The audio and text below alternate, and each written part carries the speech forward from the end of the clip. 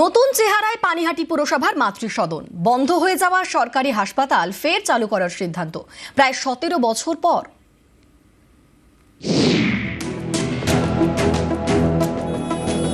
উত্তর 24 পরগনার পানিহাটি। এখানকার সোদপুর স্টেশন রোড থেকে ঘোলার দিকে যেতে বাঁহাতে পানিহাটি মাতৃসদন ও হাসপাতাল প্রায় 17 বছর বন্ধ থাকার পর ফের চালু হতে চলেছে। অগস্ট থেকে পরিষেবা শুরুর সম্ভাবনা। 2001 সালে চালু হয় পানিহাটি পুরসভা পরিচালিত মাতৃসদন। 2009 সালে এই সরকারি হাসপাতাল বন্ধ হয়ে যায়। প্রায় 17 বছর পর হাসপাতাল চালু করতে উদ্যোগী পুরসভা। মাতৃসদন সংস্কারের জন্য প্রায় 25 কোটি টাকা বরাদ্দ করা হয়েছে। তৃণমূল পরিচালিত পানিহাটি পুরসভার দাবি, নামে মাতৃসদন হলেও এবার থেকে অন্যান্য রোগের প্রাথমিক চিকিৎসাও মিলবে। মাতৃসদনে চিকিৎসা পরিষেবা দেবে একটি নার্সিংহোম কর্তৃপক্ষ। 15 বছরের জন্য তাদের লিজ দেওয়া হয়েছে। পুরসভার দাবি, অনেক কম খরচে পরিষেবা পাওয়া যাবে।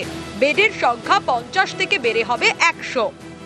এটা যদি চালু হয় এলাকার বাসিন্দাদের প্রচণ্ড পরিমাণে বাইরে যেতে হবে না, এইখানেই তাদের সব কিছু হয়ে গিয়ে তাহলে একটা সুস্থ পরিবেশ সমস্ত তৈরি হতে পারে।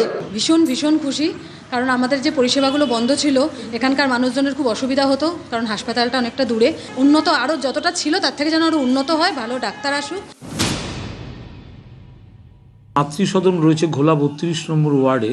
সেটা 2009-2010 পর থেকে বন্ধ রয়েছে। আমরা চেষ্টা করছি মাতৃসদনকে নতুন রূপে ফিরিয়ে আনবার জন্য। ডাক্তারবাবুরা এসেছিলেন JBCH এর পক্ষ থেকে, তাদের সঙ্গে বিস্তারিত আলোচনা হয়েছে এবং 100 বেডের এই হসপিটাল এখানে হবে। সমস্ত রকম ট্রিটমেন্টের ব্যবস্থা হবে এবং ওরা 15 বছরের লিজ হিসাবে এটা নেবে। আমরা যেটা চাইছি, পানিহাটির মানুষকে একটা বিশেষ ছাড়ের ব্যবস্থা করে যাতে ট্রিটমেন্টটা হয়। উত্তর 24 পরগনার পানিহাটি থেকে সুবীর দে, নিউজ 18 বাংলা।